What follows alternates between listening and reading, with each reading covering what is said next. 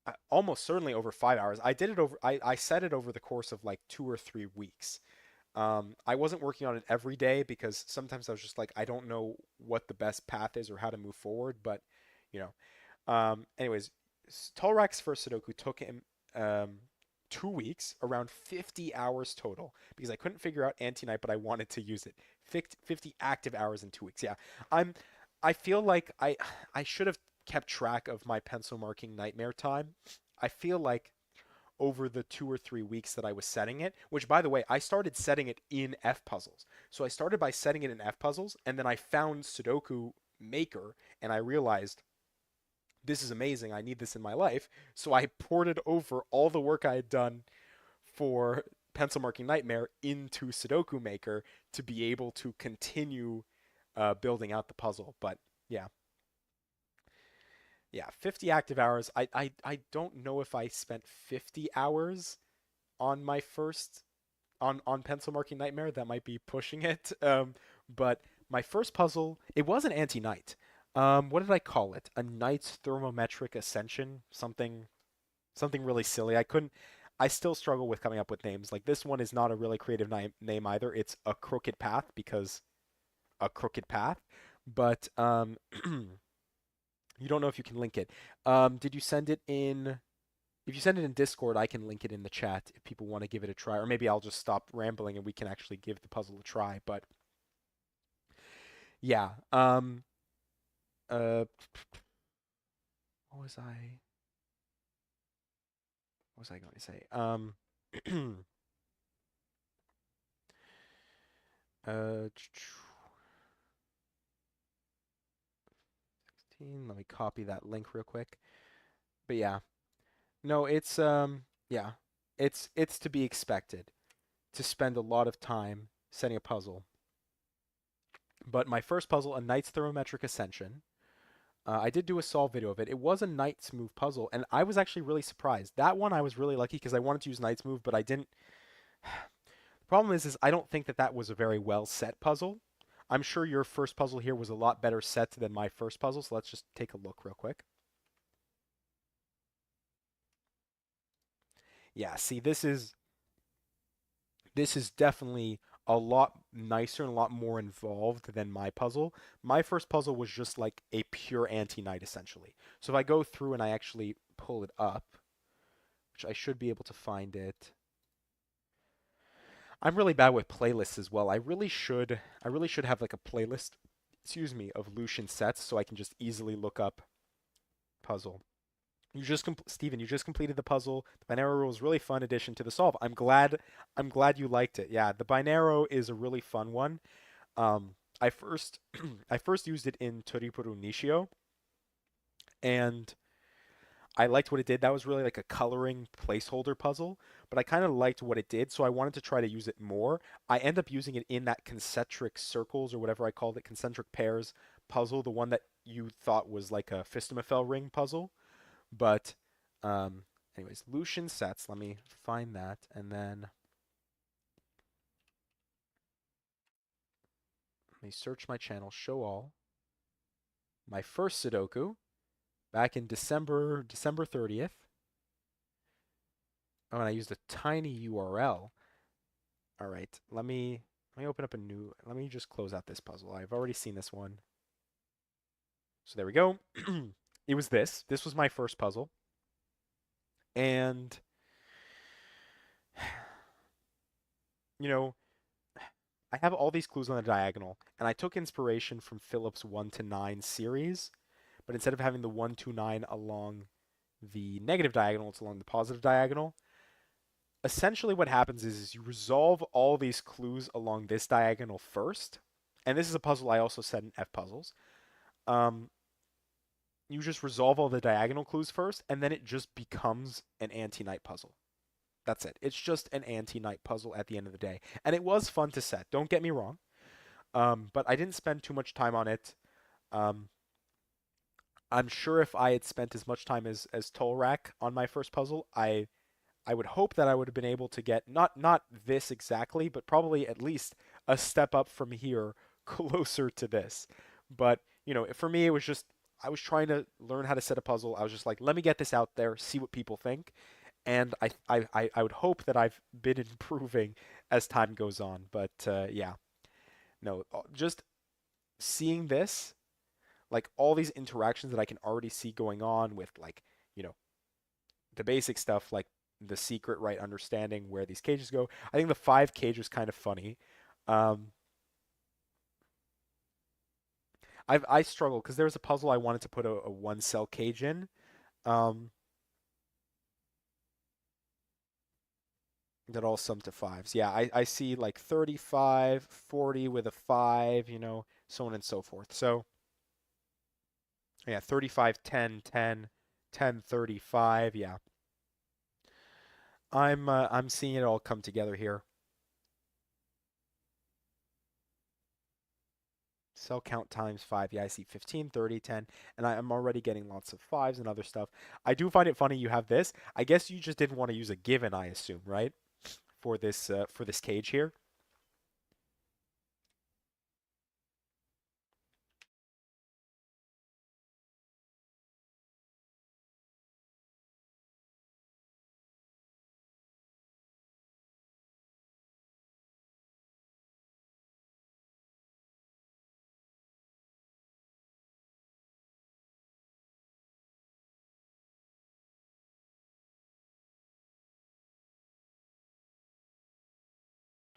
All right. So originally you wanted that full staircase of 5, 10, 15, 20, so on, but that broke the puzzle.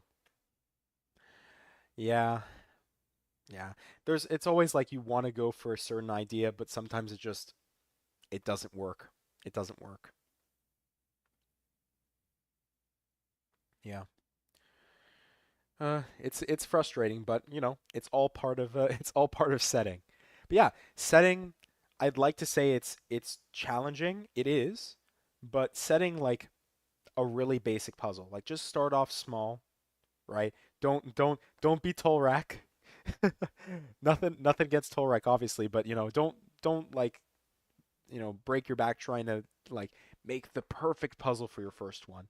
Like if like that little 6x6 I made, if that's your first puzzle, who cares? It's all about just getting into it. Don't feel like your first puzzle needs to be some grand thing and never actually set a puzzle, right? It's the not fear of failure, but I guess kind of along those lines, right? Kind of like a fear of like not having be absolutely perfect so you never actually make it. Because like for me, if my first video, like we went through the puzzle, we went through my first solve there, right? If I was like so worried about, oh, the first video has to be some perfect video or whatever to like kick off my Sudoku career on YouTube, something like that, I just I would have never posted a video.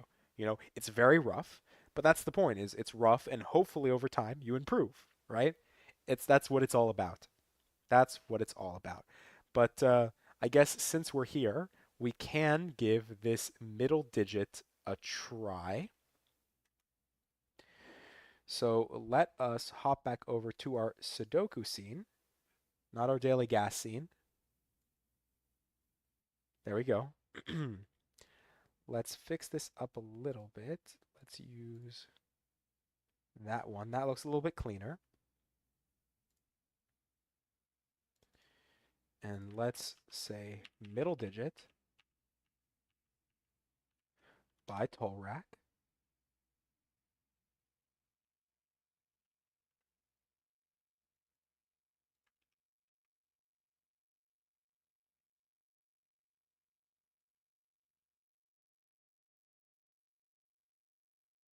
Is that it? Oh, look at that. I didn't even need to do anything special. All the rules came out nice. It looks pretty, nice and pretty in the scene. I hope that it all looks nice for you guys as well. Oops. There we go. And we can hop into puzzles. So let's see. Middle digit by tall rack. Place the digits 1 to 9 in every row, column, and box. So that's our normal Sudoku rules. Anti-knight. Cell separated by a knight's move in chess cannot contain the same digit. Killer cages. Digits in a cage may not repeat and must sum to the total given. Arrows. Digits along an arrow sum to the digit in the circle. Oh, sorry, I didn't share the link, did I? Oh no, I did share the link. I can share it again, but it's the what I need to figure out is how to pin stuff. There we go. Pin message. There we go. There's the link to the to this puzzle here. All right. As I was saying, anti-knight. So then, it cannot killer cages. Digits in a cage may not repeat and must sum to the total given. Arrow. Digits along an arrow sum to the digit in the circle. Little killer. Digits along the indicated diagonal sum to the given total. All right, so what does all this mean? Well, we'll go through step by step. Sudoku is Sudoku. We'll skip that one. Anti-knight. So if this cell were a knight as in chess, it would be able to move to these 8 cells here. That's because in chess, a knight moves 2 cells in one direction and 1 cell in the perpendicular direction. And all the possible combinations of 2 cells in one direction and 1 cell in the perpendicular direction will yield you these 8 cells. So if this were a 1, that would tell me that even though there's no Sudoku reason by why any of these ones can't, or any of these blue cells can't be a 1, they wouldn't be allowed to be because of the knight's move constraint. Then our killer cages tell us that these two digits will sum to 10 because the 10 is defines the dotted dash region. This here will sum to 15, these two to 10, these two to 30, so on and so forth for all of our lovely 5 cages. Or our multiple of 5 cages. There we go. Then arrow. So digits along an arrow sum to the digit in the circle. So if we placed a 9 here, these two digits would have to sum to 9. If we place an 8 here, these two digits would have to sum to 8. So on and so forth for all the arrows throughout the grid. Then finally, we have our little killer rules. Digits along the indicated diagonal sum to the given, if I can highlight, to the given total. So these cells here must all sum together to be 40. And that's it. Those are the rules. Let's jump right into it. All right. So right off the bat, we already saw a bunch of stuff, so we're kind of cheating a little bit, but that's okay. This is 5. We know the secret, right? The digits 1 to 9, once each in a Sudoku, will sum to 45. So if these two cages sum to 40, that means the leftover must be 45 minus 40, which is 5. Same thing here. 35 leaves us with 10. 10 from 20 leaves us with 10. 10 and 30 is 40, and this is 5.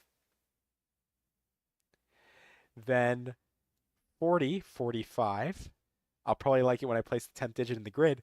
Don't tell me I already get a 3 in the corner. You're spoiling it, Tolrak. You're spoiling me with all these 3s in the corner. I sure hope it is. Otherwise, I'm gonna have to shut this thing off right away. But anyways, me being silly as usual. 5 by Sudoku goes here. Easy enough. 5 can't go in the 10 cage, so 5 has to go somewhere here. 5 then has to go somewhere in the 15 cage. 5 can't go in the 40 cage, so we already knew that. So where does 5 go? 5 goes here, here, and then here or here. Oh, there's got to be a better way to do that. Oh, knight's move. Guys, there's a knight move constraint. These two are 5. Or no, sorry. These two aren't 5. This is 5. Yeah. I got it. I got it, guys. Don't worry. Don't worry. I'm a professional, like I said. This is 5.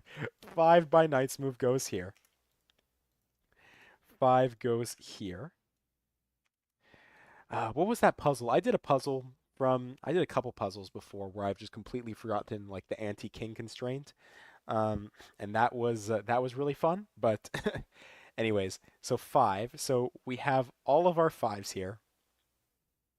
And this is 9 5s, right? I don't think I've broken anything by anti-knight. So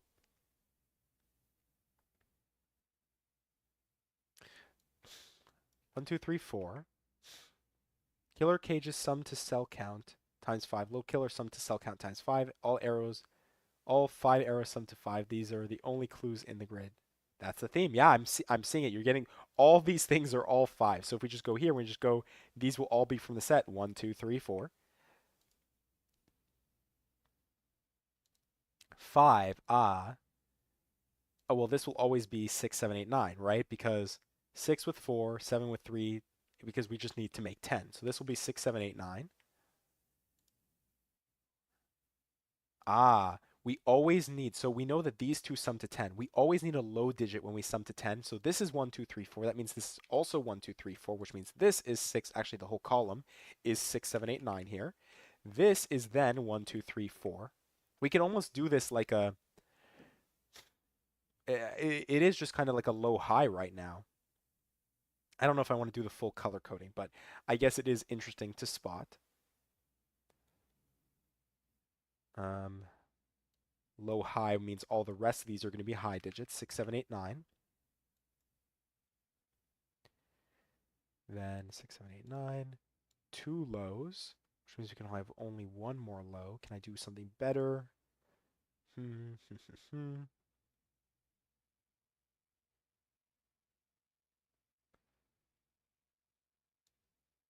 High, low, low.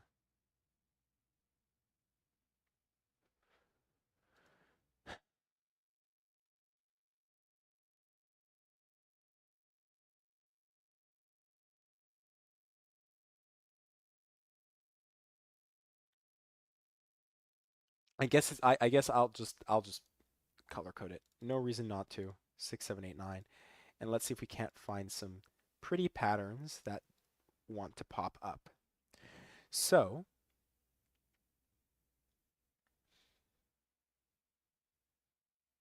do I have to do any sort of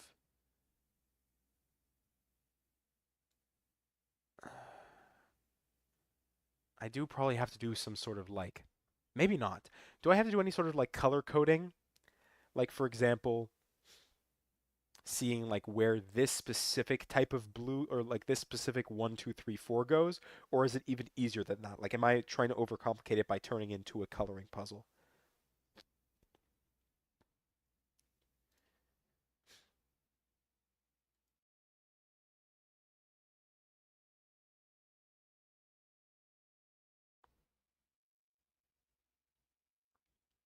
All right, well, I know whatever this is, this has to be the opposite. It is a coloring puzzle. Okay, so completely. All right. All right, so um, let's start to assign colors to these 1, 2, 3, 4s. Because right away, I know that this 1, 2, 3, 4 is going to be the opposite to this 1, 2, 3, 4, right? We'll just go blue, green, blue, red. Hopefully that's not too bad. I know that this 5, if it's 2, 3, this would have to be 1, 4. If it's 1, 4, this would have to be 2, 3. So I know that these are all different from each other. So this would be, honestly, let's get rid of the pink. And maybe we even get rid of the low high. I don't know.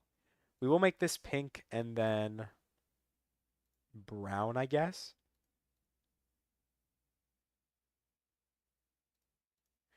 This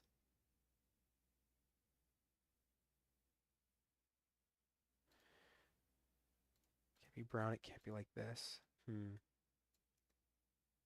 I don't know if this is brown pink or red green is the problem. So how do I do that? Well, red brown definitely tells us that this has to be either pink or green. And this being pink or green makes this either red or brown. Maybe this is where we just remove the blues entirely. That might be the better idea.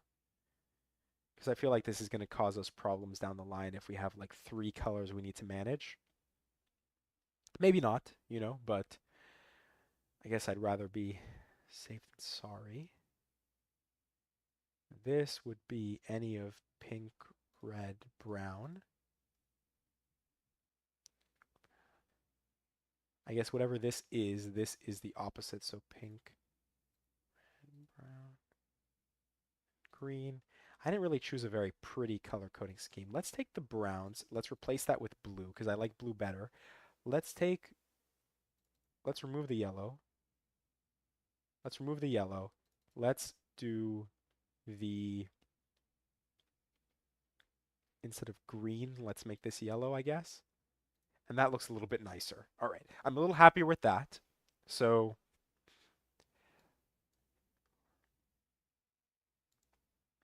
pink, whatever this is,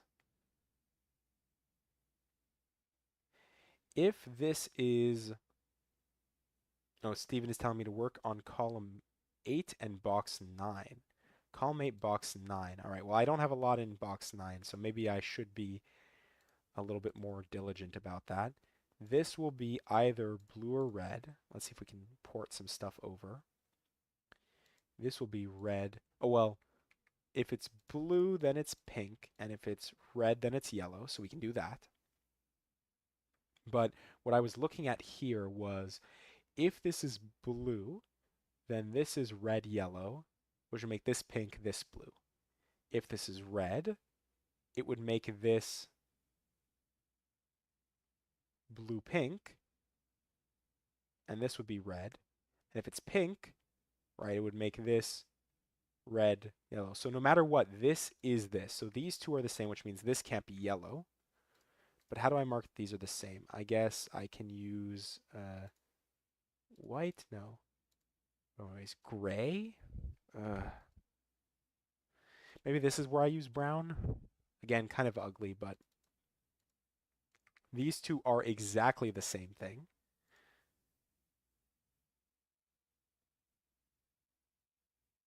And actually, this does the same thing. Whatever this is this digit here. So this digit has to be red or blue, doesn't it? But that doesn't mean it's necessarily this digit.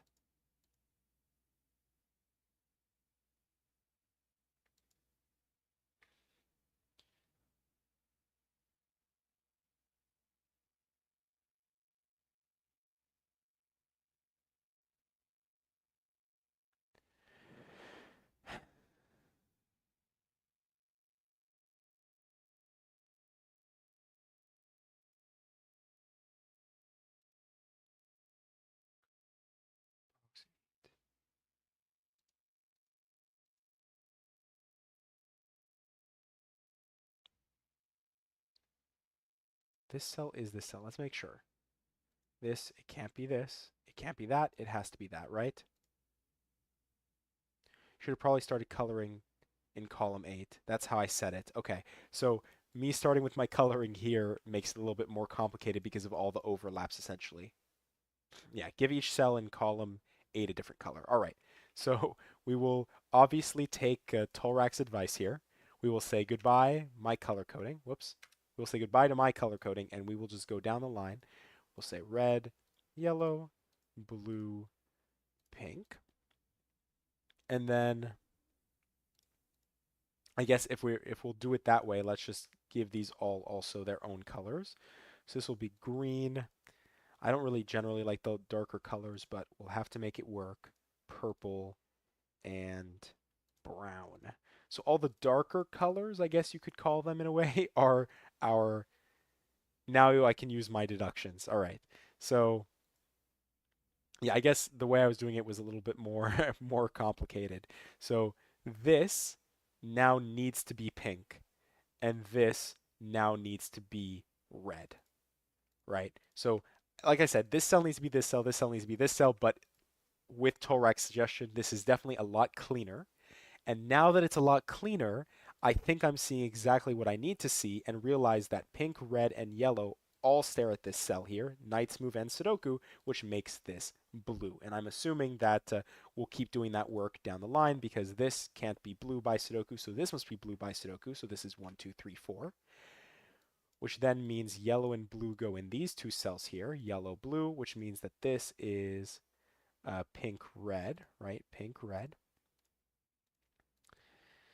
And I'm sure as we continue down the line, we'll get some more information, but that is definitely a lot clearer to see if I recolor it.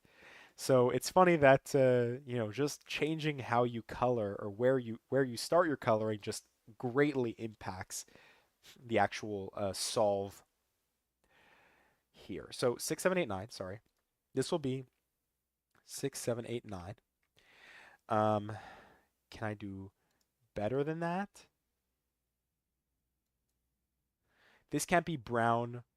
It can't be brown. It can't be blue. It can't be purple, which means this must be green, which means this must be the blue brown 6, 7, 8, 9. Um, blue, brown 6, 7, 8, 9. Which means blue, brown 6, 7, 8, 9.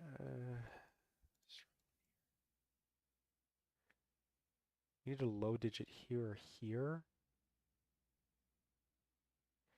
If the low digit is here, it would have to be blue or pink. If it had to be here, couldn't be blue or red. Hmm.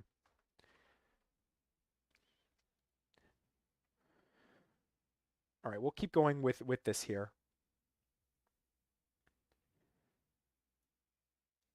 So we've done the light blue in these boxes here.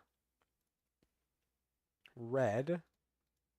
All right, this is where I'm going to start to struggle because I don't know if it's worth it to mark that as possibly being red. Because like yellow has just so many possibilities for it, and pink as well, honestly. I'm sure Tolrak is not trying to make it that difficult for us. So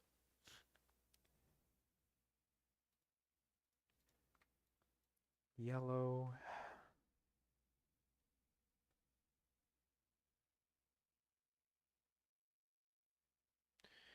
I do know where the low digit is.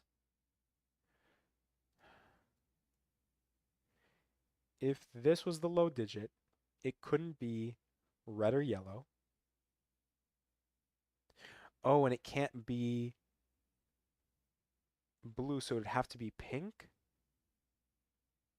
Wait, what am I missing here? Blue, red, yellow. This can't be red, yellow, blue, so it would have to be pink. All right? If it was the low digit, it would have to be pink. If this was the low digit, it can't be blue, yellow, or red, which would mean it also has to be pink. But this pink sees both of these by Sudoku. All right, beautiful. Which means this is just pink, which means this is pink over here, and this is red over here. I'm assuming that's what you were trying to get me to see. If not, then I have no clue what you're trying to get me to do. But this becomes a blue, yellow, 1, 2, 3, 4. 6, 7, 8, 9 here can't be the brown blue version, so it must be the purple green version. Purple green. That's right. All right. It's the Hulk high digits. The 6, 7, 8, 9. Um,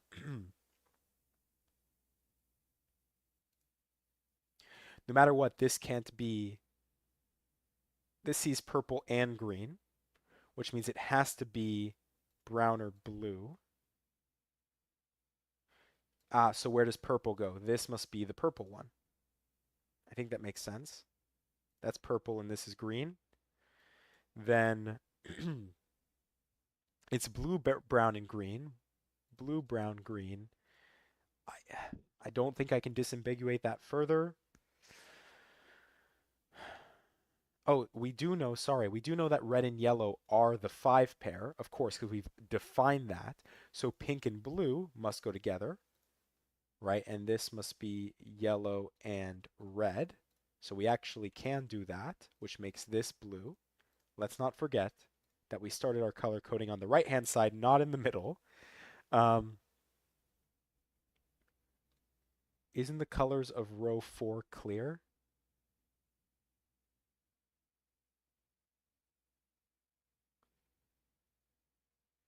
Can I disambiguate the brown and the blue?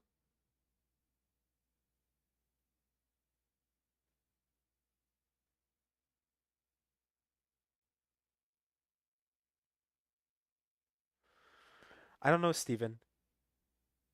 Oh, you mean like finding all these ones that I just did for the yellow and blue, not for the brown and the blue there, right?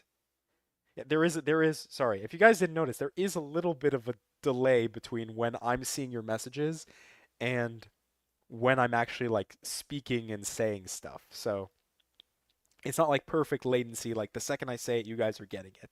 Okay, all right. All right. So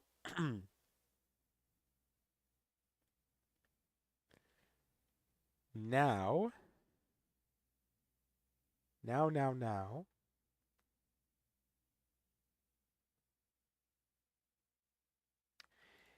Yellow goes somewhere here. I should be able to do better, right? I'm missing yellow and red. Ah, red. Ah, look at that. Yellow and red. Yellow, red. I can do better. This is just yellow, red here. 1, 2, 3, 4. 6, 7, 8, 9. 7, 8, 9. And then it can't be green, so it's brown, blue, and purple. Where this can't be purple. Whatever this brown blue is this brown blue. So we can, I don't know what I want to do. We can give it a like a white flash, or maybe we give it the light pink. So you know it's the same. I don't know. We'll go with that. Hope it's not too confusing. So whatever this is, this is. But can we do anything further with that and disambiguate it? I don't immediately see. Oh, I do see that this can't be brown. Sorry. I am realizing that. Brown, blue. Definitely purple goes somewhere here. I don't see the purple disambiguation.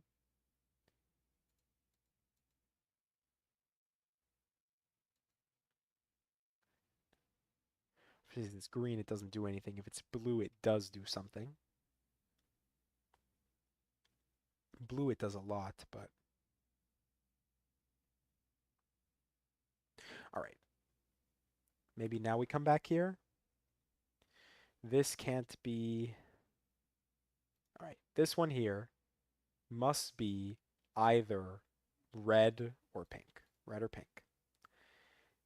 If it's red, it's yellow. If it's pink, it's blue. If it's pink, it's blue. Do either of these see anything by Knight's move? I'm not immediately seeing it. Pink, blue, yellow. I'm not immediately seeing it. So,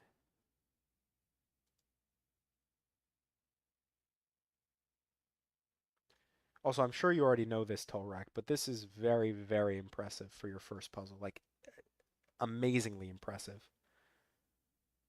Maybe I have to start thinking about like where blue goes in certain boxes. Like, where does blue go in this box? Well, blue can't go here, here, here.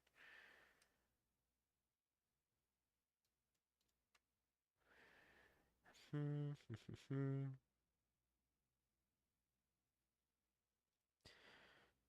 does pink go?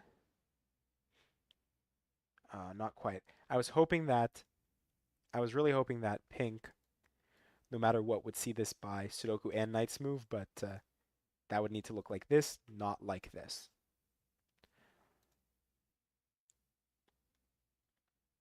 Red.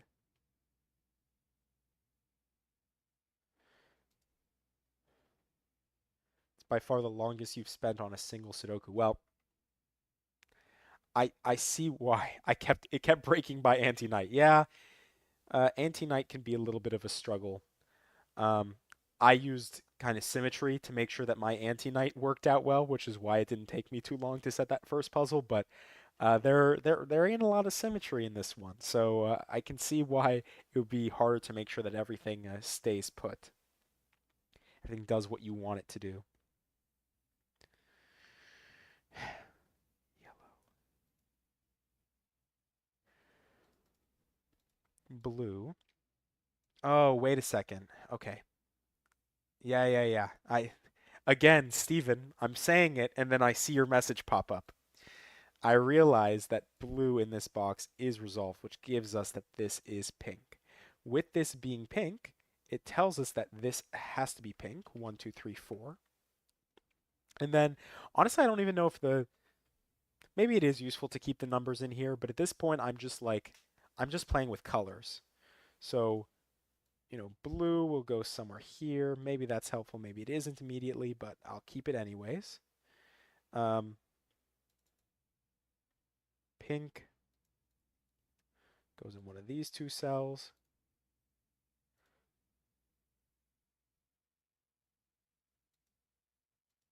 This is interesting. When we have the knight pattern like this, it tells us that neither of these can be read, though we already knew that this couldn't be read by Sudoku Knight's move. This can't be read. Does this do anything as read? I don't know. I'll mark it anyways.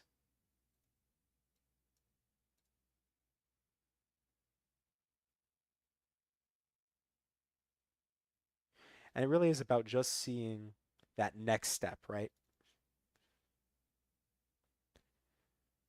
Blues. I feel like we were on a roll with blues, but now,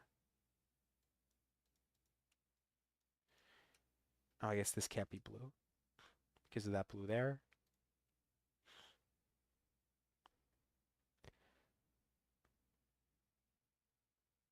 Box 3 pink is in a pair with red.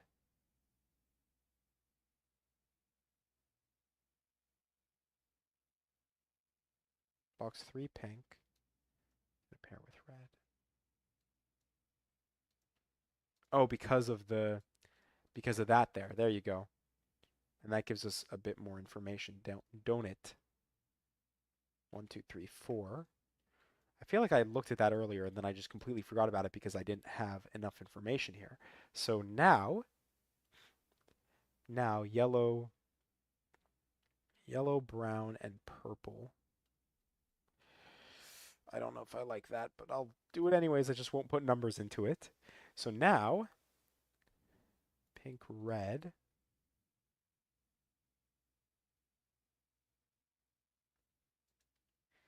And this is pink. If this is pink, then this is pink, which tells us that pink goes, sorry, this also shouldn't be solid blue. This should be flashed blue. Tells us that pink exists like this. This tells us pink exists like that. So pink exists here as a 1, 2, 3, 4. Then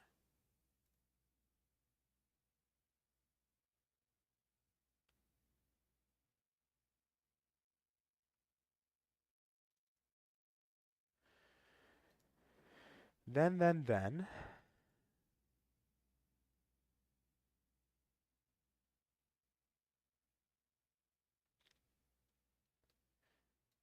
blue goes somewhere here.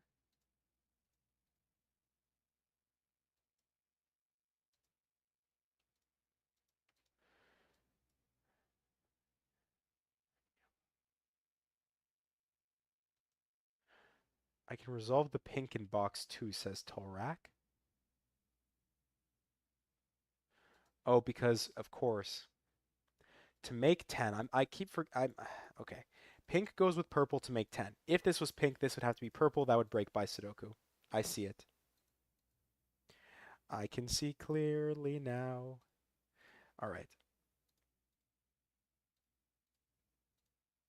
1, 2, 3, 4. I have to remember to look at the 10 pairs and things. Like, for example, here I've completely forgotten to look here and realize that red goes with brown in a 10 pair. So I'm sure I need to keep that in mind. Or I'm saying I need to keep that in mind, but who knows. Also, yellow and green. Yellow and green exist in a 10 pair because they have to sum to 15. All right. Those are the things I need to keep an eye out for. So, to make this, we can't do it with purple. We can't do it, so purple, pink. We can't do it with red. We can't do it with red, brown. Can we do it with green, yellow? I think we do it with green, yellow, with yellow specifically in this spot. Whoops. With yellow specifically in this spot and green specifically in this spot. So we'll flash that. Otherwise, what are the two colors we're missing? We still haven't thought about, we've done purple, blue. So blue must go in a pair with, blue must go in a pair with, sorry, we've accounted for yellow, pink, must go with blue. So blue must go in a pair with blue. All right, I guess that's convenient color coding. Oh, and it can't. Oh, wait. I'm trying to think to myself all these different combinations. And once again, I've forgotten that blue 10. All right, we're okay, folks. This will be exactly yellow. This will be exactly green. Those are our only options, I think. 6, 7, 8, 9. This is 1, 2, 3, 4 because we literally have the 10 pair given to us here. So now we know all of our 10 pairs. Yellow, green, blue, blue, purple, pink, brown, red. I guess the color coding on this wasn't too bad. Things seem to match up nicely. Um, Except for maybe the brown red, but brown doesn't, I don't really like the brown in general. So now,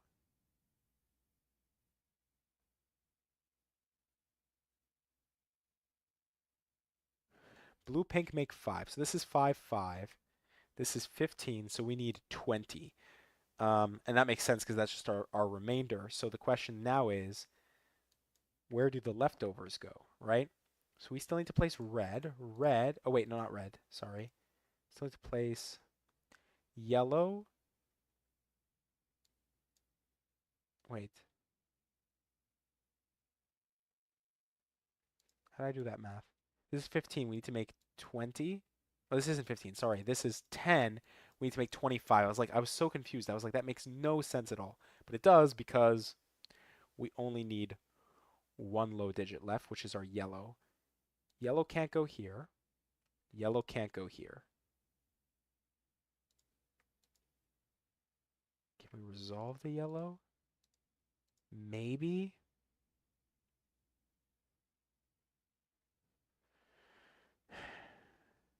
Purple. If this is yellow, this would be yellow.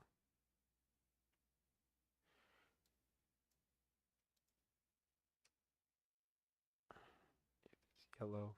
This here would be yellow. That would be yellow. And that would be yellow. Fine.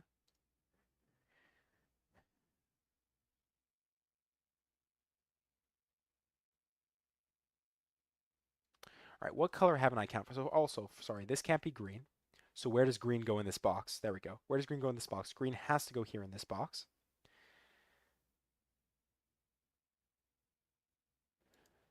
We now have our two brown blue colors. So what are we still missing from the column? Brown, blue, right?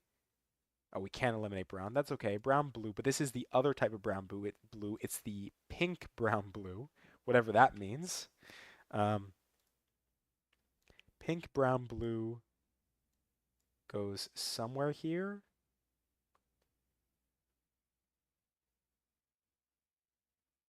Which tells us that brown is the pink, brown, blue, doesn't it? Let's double check. Here, here. We don't know which of these is which, but we know that the pink version goes somewhere here. If that's the case, and this is also the pink version, which I think I can claim that it is, then where does the pink version go in here? Well, it can't go here by Sudoku, here by Sudoku, here by Sudoku, or here by Knight's Move, which would mean that brown is the pink. So we can select the pinks here.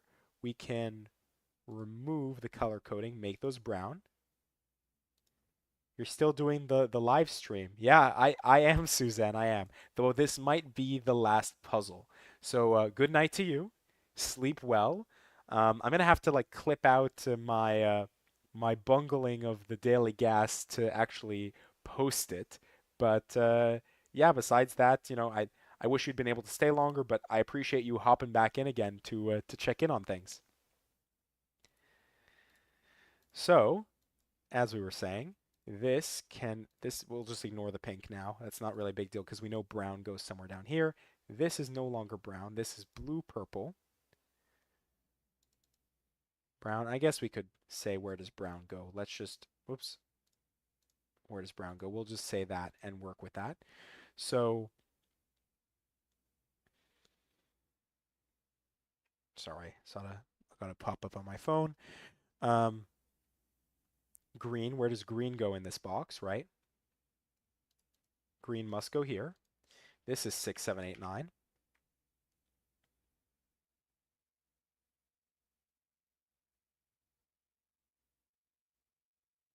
Still waiting for the 10th digit. I know, I know. It's haunting me. You can color dark green cell in box 8, 9. Ah, Knight's Move, of course. Knight's Move, Knight's Move, Knight's Move, Knight's Move. Which means we can make this dark green as well. And we're done with dark greens. 6, 7, 8, 9. Browns. Still struggling with browns. How about our light blues? Let's just do some double checking of our Sudoku. Red, there we go, right off the bat. We can eliminate a red here. What that means is red has to go in one of these two cells. And I was really hoping for something better there. Um, we're done with greens. Great. Reds, yellows,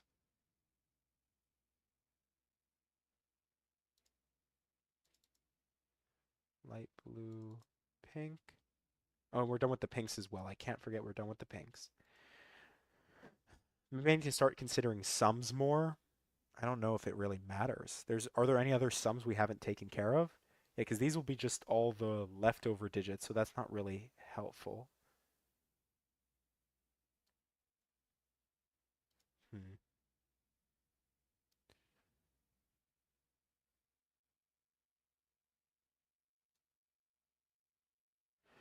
Blue, purple.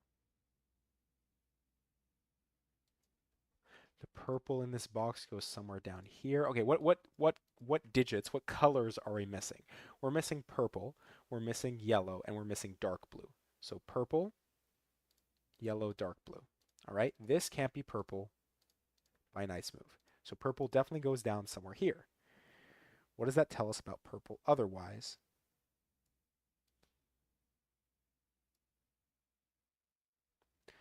Not a lot. Yellow, blue,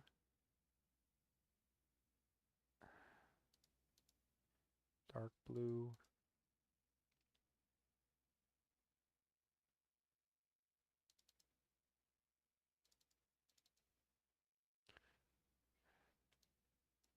Red? Ah, red. Can't I do red? Let's double check, make sure. Red here gives us red here. And if that's the case, that gives us red here, which does what for us? I guess it gives us these two. So let's be happy. We got two more cells here. Um,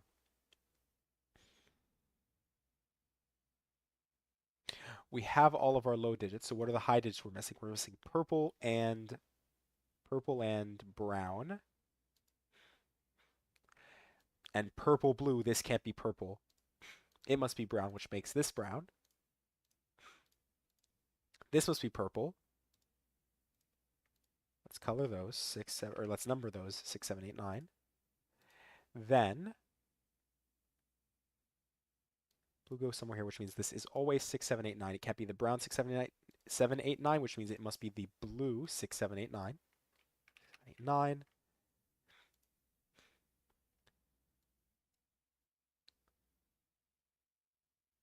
Then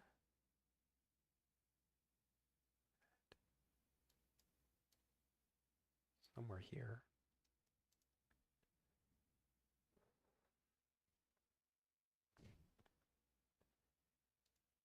All right, sorry, blue and brown, right? Let's not have this white flashed. Let's color it what it actually is, blue and brown. Neither of these eliminate all the options, so that doesn't actually help.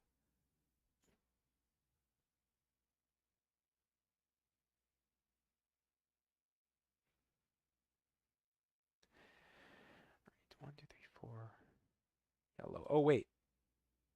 Oh, no, but yellow, sorry. I didn't properly mark this up. This can still be yellow down here. Oh, what it does mean, though, is yellow and red must always exist in these three cells, which means this must be the last high digit. Sorry, just the last high digit in the column, which is our purple. Purple 6, 7, 8, 9. Then, then.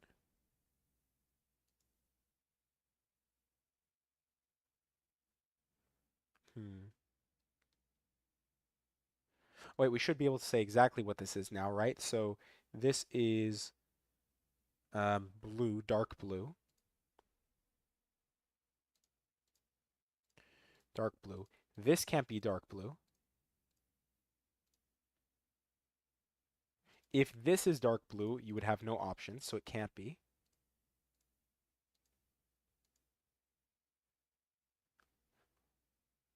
Red in box 7. Can I place the red in box 7?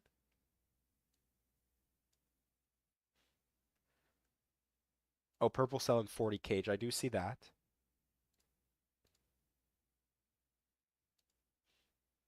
which gives us, whoops, blue, purple here. 6, 7, 8, 9. You said so Todd, you're saying the red in box 7. Oh, red can't go here, so red has to go. Sorry. Standard Knights move rules apply. If you have the Knights move like this, it says that it can't be this. So where does the red go? The red has to go down here, which means it is red with our blue. What that does for us is it places red, thank you so much, in here. Then yellow and what that we're missing? Yellow and dark blue. Yellow, dark blue.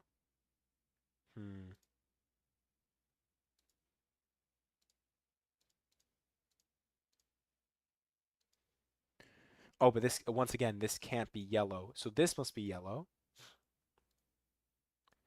right? The same thing that we did here. Yellow gives us yellow here, red here. Now let's make sure we're coloring, or we're numbering 6, 7, 8, 9. Red, where does red go in this column?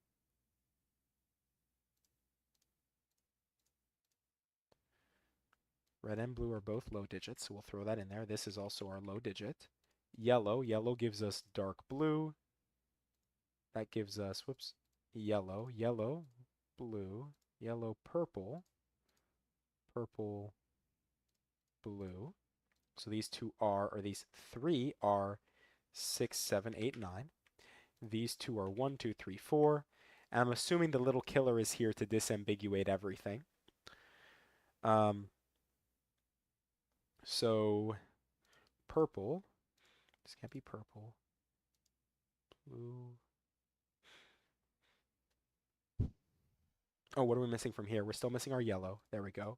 Yellow must go here then. That means that this is brown. That's brown, then this is purple. Brown gives us brown here, blue here. Blue tells us blue. I guess we knew that by this blue. Blue goes there. And then finally, to finish off our color coding, we need purple here, and we need dark blue here. And we're done with the color coding. Let's make sure that all of the things that need to be colored or numbered the right way are numbered the right way, and all the things that need to be numbered the other way are as such. Oh, we aren't done, sorry. Now we are done. So now I'm assuming that this 40 does the disambiguation work. So can we do this again in an intelligent way? Like what pair? It's dark blue and light blue. I don't see dark blue with light blue, so that actually doesn't help. Yellow with green.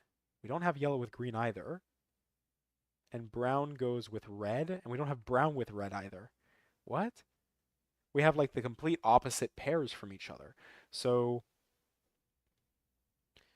let's see yellow with pink.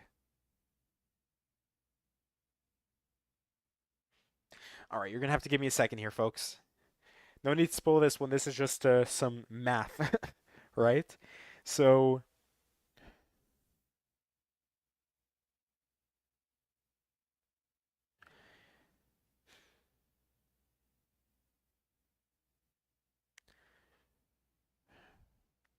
do I have some relationship somewhere that I can use to my advantage here?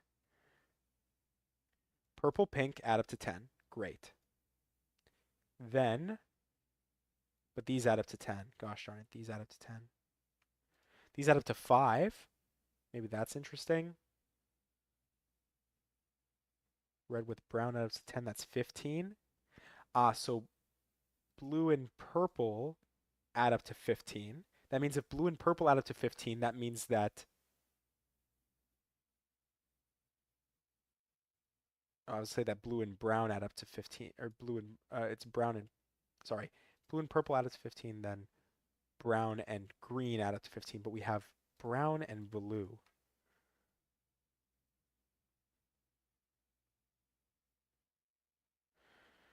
I'm seeing, oh, pink is odd. Of course. We have double yellow, double brown, double blue, so all of those are, oh wait.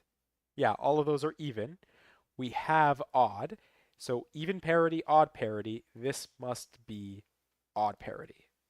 So 2, 4, 1, 3. 1, 3 means that this must be 2, 4. And now,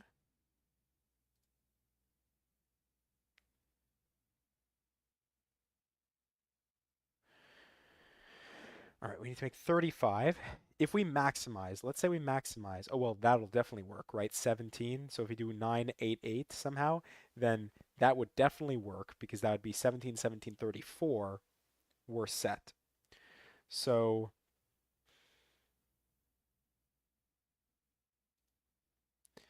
hmm. Yeah, it's all about the maths here, the maths. And again, pink doesn't go with blue. Pink goes with purple, and yellow goes with green. And we have neither of those, none of those pairs on the board here to give us that information. So again, think about it in an intelligent way. If it was 6, 7, that'd be 13, 13, 26. That would be way too low, even if this was double 4. So it can't be 6, 7. Easy enough. How about 7, 8? 7, 8 is 15, 15. That's 30. 4, 4. That's getting us closer. So it actually takes us over, I think. The 10 cage in box 3. Oh, thank you. I keep this is like the third time I've completely ignored this. So I need to continue looping around and say, okay, 6 8, this can't be 7 9. So now how does that affect things, right? So if this is 6 8, where does that impact something else? Maybe it doesn't. Maybe it's just as simple as along the diagonal here. So it's either double 6 or double 8. Let's say it was double 6 with double 9, right? Also, I forgot about the 5. No, we need to make 35. That's what I think I was calculating up to. Um, so double 8 or double 6 with double 9. If we maximize, right, that's 30 there, right? 30, we definitely can make that work. Hmm.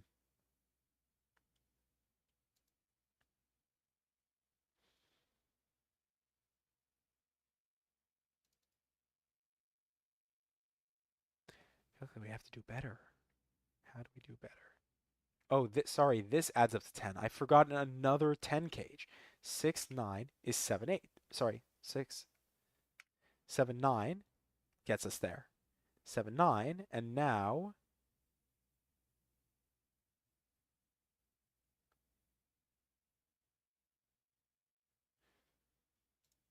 all right, let's just keep going with what we're doing. 35, this is 4, then we've exceeded our limit. So 6 can work with double 9, can't it?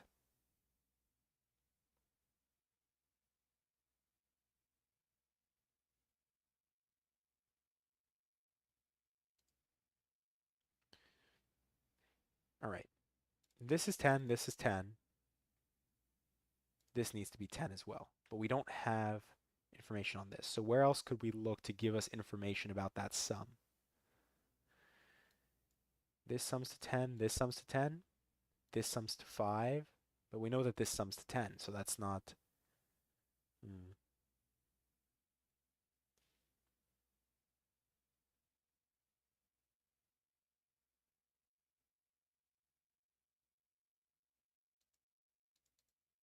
Is there a way I can do, like figure this out? I guess reduce my options down more, or do I have to do more of like a brute force here? Because yeah, I like thanks to Todd, I saw the box 3, and then of course I was able to apply it to box 5 here, but I'm not sure where to see any sort of parity or low high work. I can reduce options more. Okay, can reduce options more. Hmm.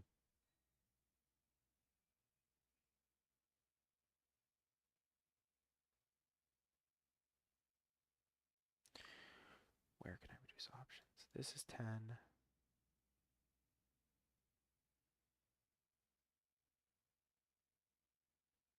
Wait a second. 30. That's 10.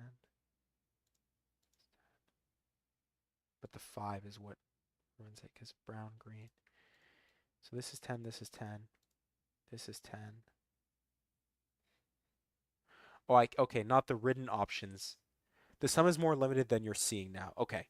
So it's not that I can reduce my values even more, it's just that my options are really limited. So what if was I not thinking about the 6 9 well enough to realize that maybe it can't even be 6 9?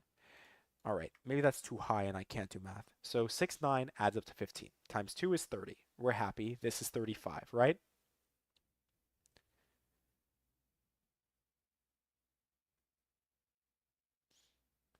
By minimizing the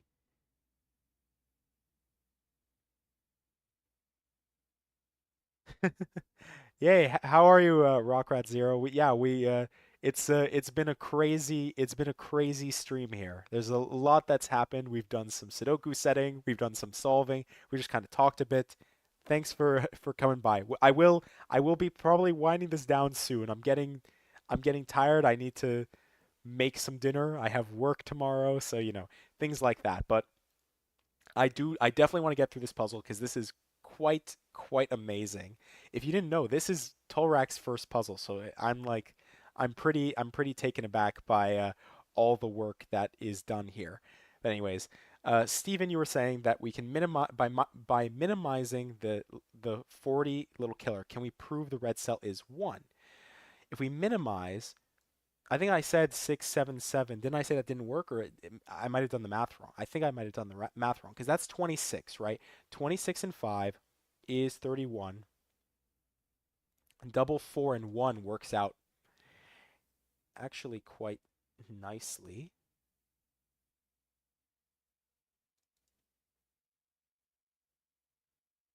But is that the only way to do it is the problem. How do I show that that's the only way to minimize the diagonal? Oh, not red. I meant the pink cell in box 9. Oh, that's what you're saying.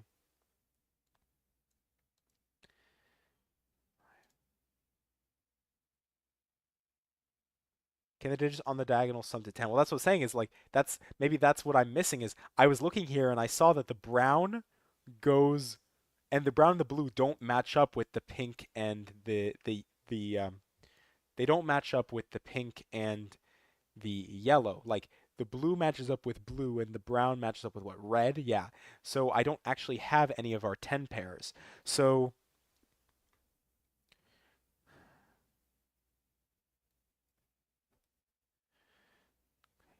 candidate digits on the diagonal sum to 10.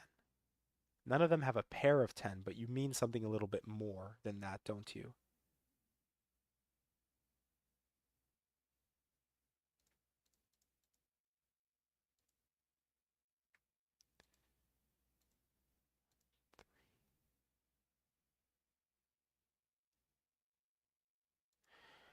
So if the highs are 8 and 9, what are the lows? If the digits don't sum to 10.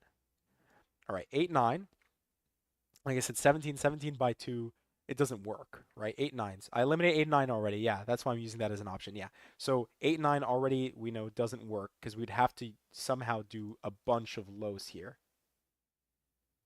because it's the wrong one, but something to think about. Yeah. Yeah. 8 9 just doesn't work. I'm pretty sure that math was I'm pretty sure that math was pretty straightforward, but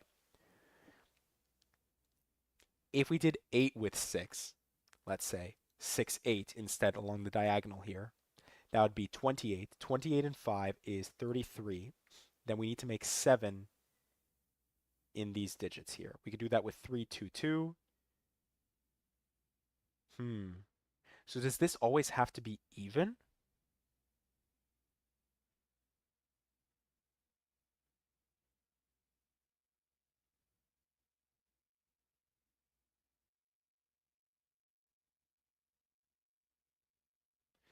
In the 8 nines, then the lows would have to be 3 4 so they don't sum to 10. because we need to make up 35 in all the rest of those digits. So it would have to be the opposite pairs. So if I said that this was, right, 6, 6, 8, or 6, 7 across the way, we'd need to make it be 3, 4.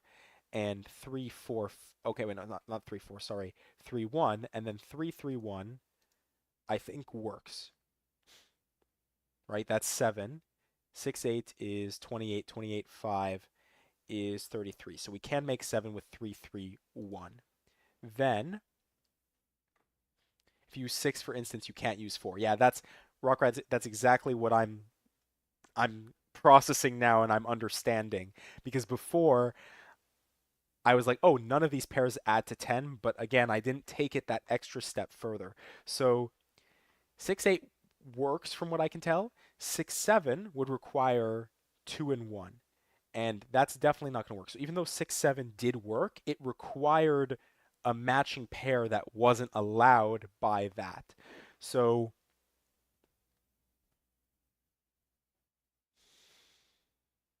8, 7 is 30, 35. We'd have to use 1 and 4.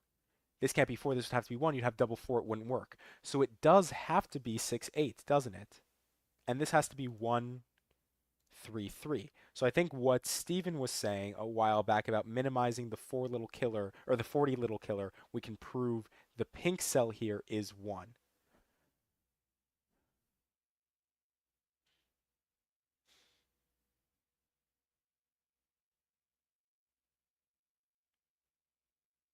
Because I don't think 8, 7 works, and 8, 9 doesn't work. And we know that 7. I want to be certain, but I'm I'm very tempted to say that this is 3, this is 1, this is 4.